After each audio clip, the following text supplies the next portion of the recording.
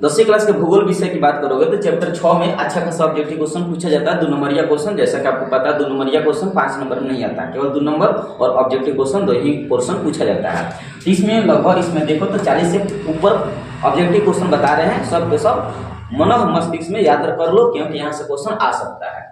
पहला क्वेश्चन है कि तल चिन्ह की सहायता से किसी स्थान विशेष की मापी गई ऊंचाई को क्या कहते हैं। देखो तल चिन्ह, इसमें देखो छोटी की मात्रा गायब हो जाता है, इसलिए यहाँ देखो जहाँ छोटी आएगी ना वहाँ गायब हो जाता है, सॉफ्टवेयर में गड़बड़ हो जाता है, टाइपिंग मिस्टेक हो जाता है। तल चिन्ह की सहायता से किसी स्थान विशेष की मापी गई ऊंचाई को क्या कहते हैं, तो ढाल प्रवणता। क्या कहते हैं, प्रवणता का मतलब तो लंबवत होता है। तल चिन्ह से किसी विशेष ऊंचाई को मापी गई ऊंचाई को क्या कहते हैं, तो ढाल और प्रवणता इसको कहते हैं, इसका नाम ही है ढाल प्रवणता। 2 नंबर क्वेश्चन है कि हैसूर विधि का विकास करने वाले लेहमान किस देश के निवासी थे। हैसूर विधि का विकास करने वाले लेहमान किस देश के निवासी थे, तो ऑस्ट्रिया के निवासी थे। हैसूर विधि की बात बताए थे। हैसूर विधि में छोटी छोटी लकीरें खींची जाती है और उच्च स्थान और खाल मतलब ढाल वाले स्थान को प्रदर्शित किया जाता है, ज्यादातर बहाव वाले क्षेत्रों में। वो ऑस्ट्रिया के रहने वाले थे। छोटी महीन और खंडित रेखाओं को ढाल की दिशा में खींचकर ऊंचावच प्रदर्शन की विधि को क्या कहते हैं, तो बताओगे हैसूर विधि के नाम से जाना जाता है। जहां जहां छोटी छोटी और महीन लकीर की बात किया जाए ना, तो याद रखना वहां हैसूर विधि का प्रयोग किया जाता है। 4 नंबर क्वेश्चन है। आज एक और बात, ऑब्जेक्टिव क्वेश्चन वही समझ पाएगा जिसका कंसेप्ट क्लियर है, क्योंकि इसमें सबसे पहले आपको कंसेप्ट समझना पड़ेगा कि विधि होता क्या, कितना विधि होता, मानचित्र निरूपण करने के कुल कितनी विधियां होती है, सबसे पहले पूछना पड़ेगा। तो पहले कंसेप्ट क्लियर कर लेना, तभी ऑब्जेक्टिव पढ़ना। ऊंचावच प्रदर्शन के लिए हैसूर विधि का विकास किसने किया था, लेहमान ने किया था। लेहमान नाम याद रखना, लेहमान के द्वारा किया गया था। 5 नंबर क्वेश्चन क्या बोला है, पर्वतीय छायाकरण विधि में भूमि आकृति पर किस दिशा में प्रकाश पड़ने की कल्पना की जाती है। किस दिशा में, उत्तर पश्चिम, उत्तर और पश्चिम इस दिशा में भंडार करना, उत्तर पश्चिम दिशा में प्रकाश पड़ने की कल्पना की जाती है। उत्तर पश्चिम, इधर सूर्य जब इधर रहेगा तो इधर रहेगा तो इधर, तो हमेशा ज्योग्राफी में ही हमेशा हैसूर विधि में यही बताया गया है, उत्तर पश्चिम दिशा में कल्पना करने की बात किया गया है। तल चिन्ह की सहायता से किसी स्थान विशेष की मापी गई ऊंचाई को क्या कहते हैं। तल चिन्ह की सहायता से किसी स्थान विशेष की मापी गई ऊंचाई क्या कहलाता है, वही बताओ उत्तर पश्चिम, और उत्तर पश्चिम नहीं होगा तो ढाल प्रवणता लगा सकते हो। अस्तर रंजन विधि के अंतर्गत मानचित्र में नीले रंग से किस भाग को दर्शाया जाता है, ये बताओ। नीला रंग अगर मानचित्र पर से दर्शाओगे तो नीला रंग ऐसे रंगोगे तो नीला रंग ने पानी के लिए दर्शाया जाता है, जल के लिए। नीला रंग किसके लिए उपयोग किया जाता है, पानी के लिए, जल के लिए। इसलिए पृथ्वी पर ज्यादा पानी होने के कारण इसे नीला ग्रह भी कहा जाता है। अगला देखो, सीढ़ीनुमा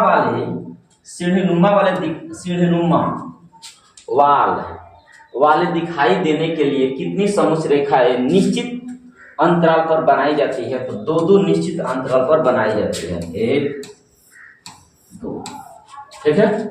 सीढ़ीनुमा जहां होता है ना, उस आकृति में समुच्च रेखा 2 करके निश्चित आकृति में रेखाएं खींची जाती है।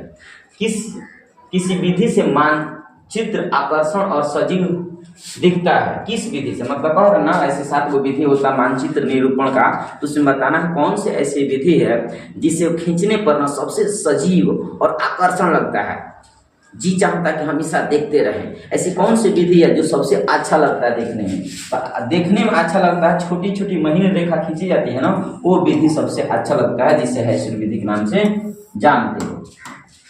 अगला है कि मानचित्र पर समुच्च रेखा को किस रंग से प्रदर्शित किया जाता है। बादामी रंग से समुच्च रेखा को प्रदर्शित किया जाता है। समुच्च रेखा को किस रंग से प्रदर्शित किया जाता है, बादामी रंग से, बादाम जैसे होता है। हैसूर विधि में ढालू, यहाँ ढालू लिखना, ढालू हिस्सा किस रंग का दिखाई देता है, किस रंग का दिखाई देता है, काला। जहाँ बहुत ज्यादा ढाल होता है ना, तो वहाँ करिया गाढ़ा रंग से प्रदर्शित किया जाता है, ताकि क्योंकि वहाँ प्रकाश तो कम होता है और प्रकाश ज्यादा कम होने के कारण वहाँ काला रंग से प्रदर्शित किया जाता है। विभिन्न आकृतियों का मानचित्र पर निरूपण क्या कहलाता है, ऊंचावच निरूपण कहलाता है। पर्वतीय छायाकरण के अंतर्गत बाल को प्रदर्शित किया जाता है। तो गहरी आभा से, आभा मतलब आभा का मतलब होता है कल्पना, आभा।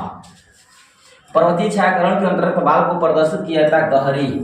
पर्वतीय छायाकरण मतलब जहाँ छांव होता है ना, वहाँ गहरी आभा से मतलब बहुत ज्यादा गाढ़ा रंग से प्रदर्शित किया जाता है। मानचित्र से स्थानिक ऊंचाई को किसके द्वारा दिखाई जाती है? तो देखो, मानचित्र में स्थानिक जो ऊंचाई होता है, स्थान स्थान का, वहाँ बिंदुओं द्वारा दर्शाया जाता है। और यह स्थान हो गया, देखो यहाँ बिंदु पार दो, यहाँ स्थान हो गया। जहाँ जहाँ स्थानिक ऊंचाइयाँ होती है वहाँ बिंदु से प्रदर्शित किया जाता है। इस ऑप्शन को याद रखना। रंजन विधि में ऊंची जमीन को किस रंग से दिखाया जाता है? तो भूरा रंग से। रंजन विधि या अस्तर रंजन विधि भी कह सकते हो। तो रंजन विधि में जमीन को, ऊंचाई वाला जमीन को किस रंग से प्रदर्शित किया जाता है? तो भूरा। किस कलर से बाबू? भूरा।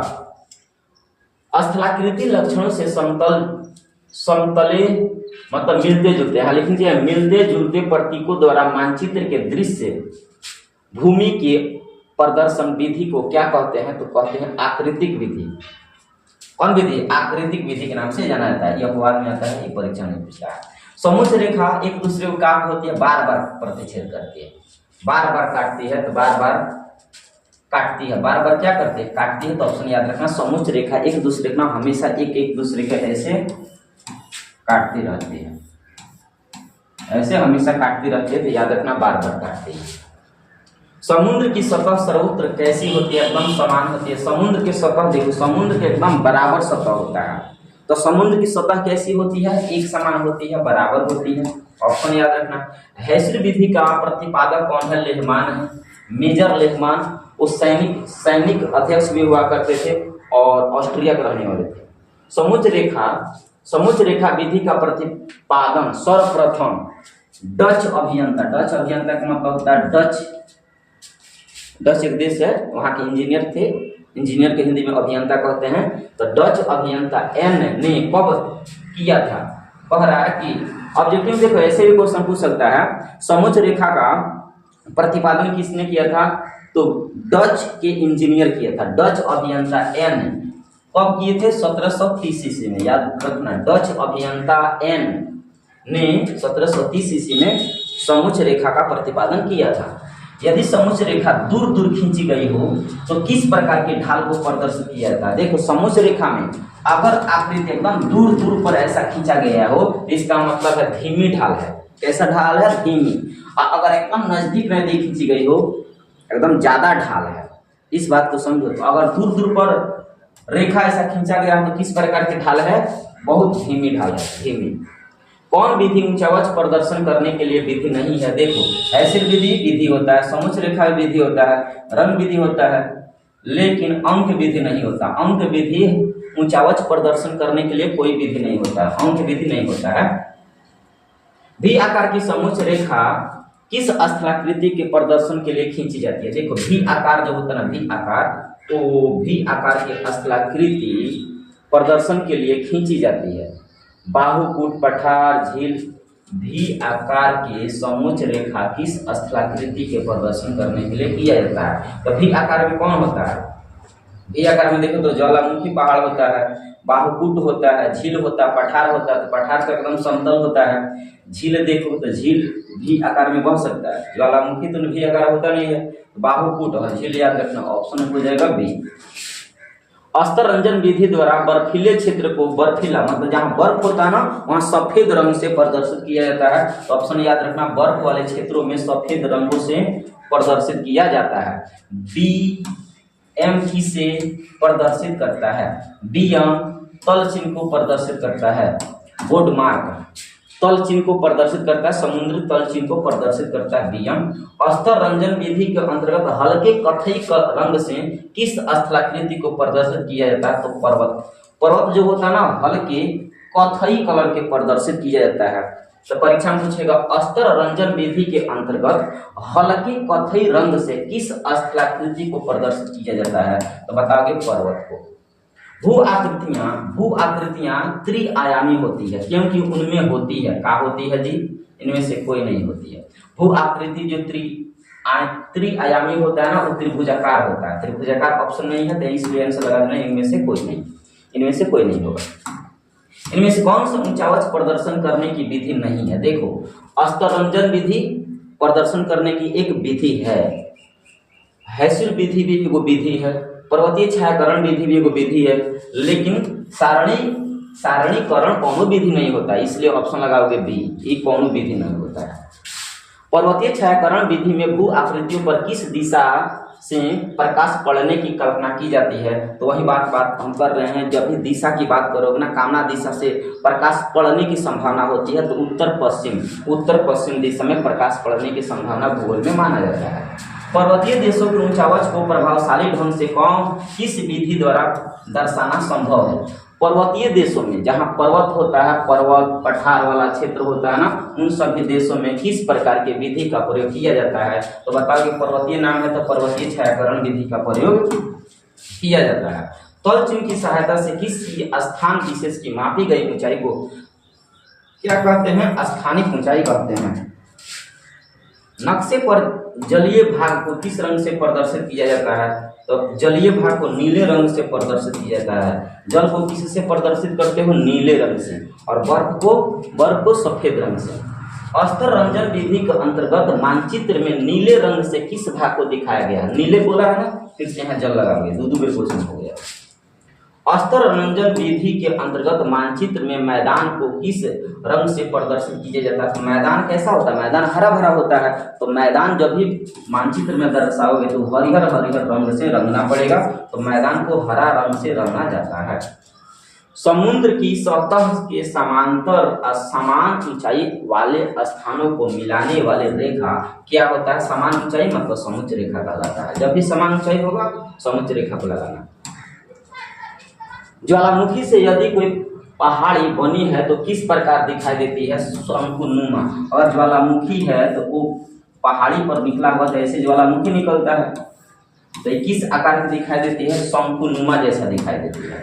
अगला क्वेश्चन है, यदि समुच्च रेखा एक दूसरे को बहुत अधिक दूरी पर खींची गई हो तो इससे किस प्रकार के आकृतियों को प्रदर्शित किया जाता है? तो जब भी समुच्च रेखा में दूर दूर पर रेखा खींचा जाता हो तो याद रखना वो धीमी ढाल को प्रदर्शित करता है। कौन बाबू? धीमी ढाल को प्रदर्शित करता है।